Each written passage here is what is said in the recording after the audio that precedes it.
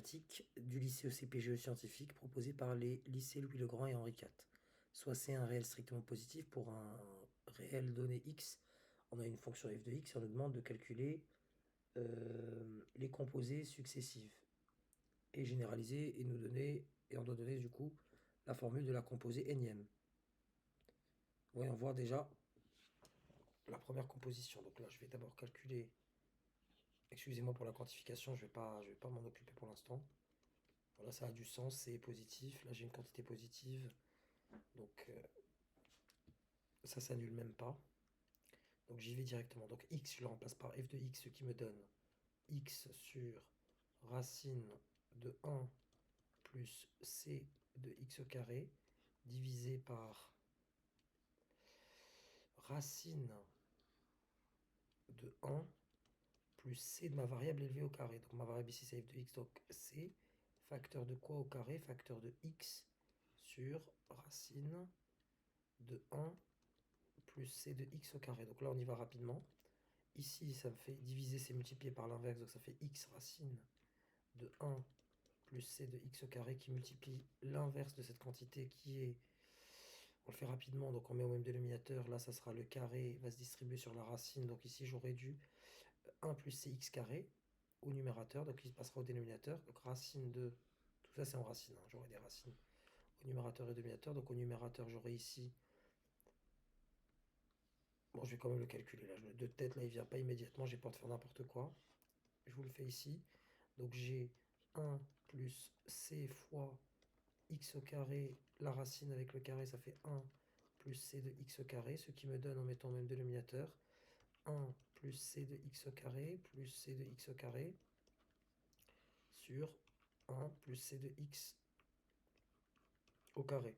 Tout ça était à l'intérieur d'une racine, donc ça me fait racine de ceci sur racine de cela, et là je dois multiplier par l'inverse, donc ça me fait au dénominateur 1 plus cx au carré plus cx au carré, donc 1 plus 2 cx au carré, et au numérateur 1 plus cx au carré. J'élimine les facteurs communs, il ne me reste plus que x sur racine de 1 plus 2 c de x au carré.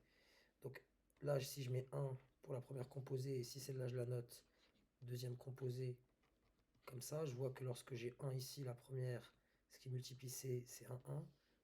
Et pour la deuxième composée, je trouve 2. Donc pas la peine de calculer les autres, enfin les suivantes. Je peux directement généraliser et mettre une hypothèse.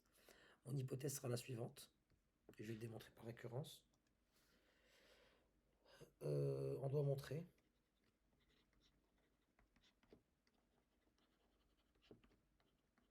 pour tout n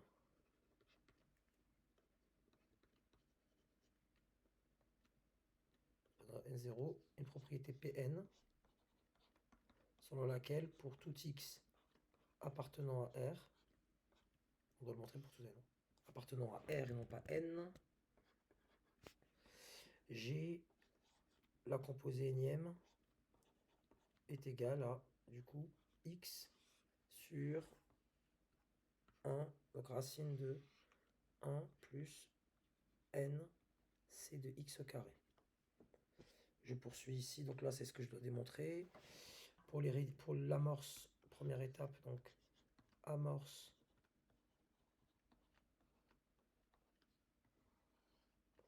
pour n égale à 1 g f1 x, que je note comme ça, c'est la même chose que f de x, qui me donne x sur racine de 1 plus c de x au carré. Si vraiment on veut montrer, même si ça peut paraître tautologique, 1 plus 1 c de x au carré, donc la proposition est initialisée, donc P1 est vrai, on écrira. Donc P1 est vrai.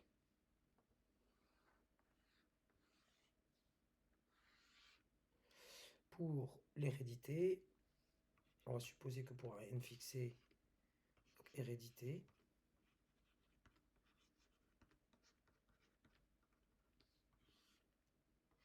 soit n, et là on met une double couche, soit n appartenant à n privé de 0 fixé, oui je me répète, pléonasme, appelez-le si vous voulez, tel que Pn est vrai. tel que, pour un certain n tel que, Pn est vrai, c'est-à-dire que pour ce n fixé, c'est-à-dire que pour ce n fixé, j'ai la dérivée, la composée énième, pardon, est égale à x sur racine de 1 plus n c x carré. Donc là, pour tout x, c'est-à-dire que pour tout x appartenant à R, j'ai ces égalités. Donc j'ai supposé pour ce n fixé que ça fonctionne et je vais composer pour obtenir. Donc ainsi, pour x appartenant à R, on a fn de f de x, c'est-à-dire ma composée n plus unième. Elle est égale à, du coup ma variable maintenant c'est f de x, donc à la place de x je mets f de x, c'est-à-dire x sur racine de 1 plus cx carré, le tout, et là vous allez retrouver la même logique que tout à l'heure, sur racine de 1 plus n fois c, facteur de x, donc f de x c'est ça là ma variable, sur racine de 1 plus nc de x. Ou plutôt il n'y a pas de n là, parce que c'est f de x. 1 plus c de x carré. Le tout au carré. Il ne faut pas se perdre. Hein. Et là, d'après la même logique que tout à l'heure, on va mettre au même dénominateur, et cette fois-ci, j'obtiendrai l'égalité suivante. X sur racine carrée de 1 plus c de x carré. C'est la même logique que ce calcul-là. Je vous le remontre. Voilà. Ce que j'ai fait pour la première, en fait, ça se généralise à tout le temps. Cette espèce de jeu avec les fractions. Un classique des livrets d'Henri IV et de Louis Legrand.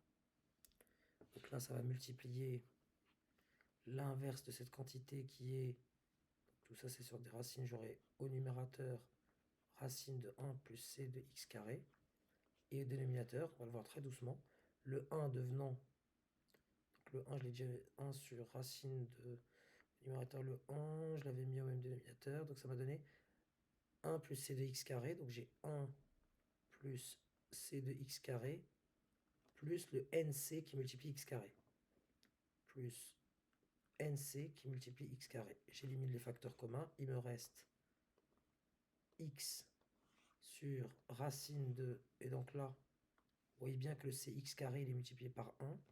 Ici, le cx carré il est multiplié par n, je factorise avec comme facteur, du coup j'aurai n plus 1 facteur de cx carré, et le 1, c'est une constante qui reste. Ainsi, Pn, donc la proposition fixée, implique Pn plus 1, vous pouvez effectuer une étape de conclusion en expliquant que P1 est vrai, Pn implique Pn plus 1, donc pour tout n appartenant à n privé de 0, pour tout x appartenant à R, voilà la forme de la composée énième.